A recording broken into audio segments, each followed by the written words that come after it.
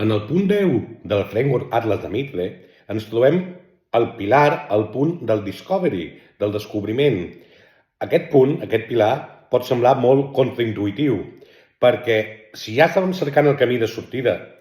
vinent dels pilars anteriors, d'aquell model que havíem atacat i ja estàvem buscant sortir sense que ens detectessin, sense que ens descobrissin, puguem passar tots els controls, que ara parlem de descobriment, del que hi ha dins el model, sembla una mica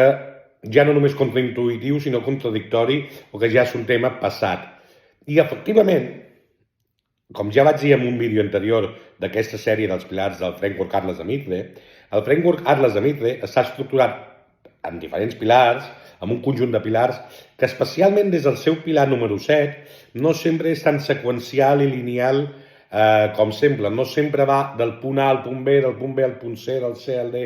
i successivament, sinó que a vegades aquests punts s'entremesclen i podem anar del 7 al 5 o del 9 a l'11. No sempre és 1, 2, 3, 4, 5, no? I en aquest punt del descobriment, si és que ja estàvem cercant la sortida perquè haguem seguit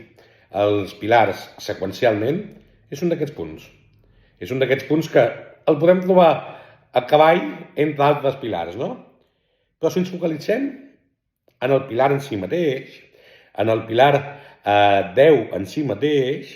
en el desè pilar, en el de descobriment, en el de discovery, el que hem de descobrir és tota aquella conformació del mateix model d'intel·ligència artificial, aquella conformació, aquella recepta, aquella estructura del sistema de Machine Learning.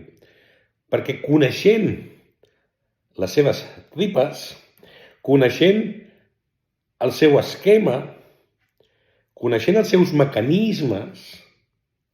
és quan podem procedir al seu atac d'una forma efectiva i la qual podem conèixer els seus secrets per després actuar, per després procedir com considerem convenient.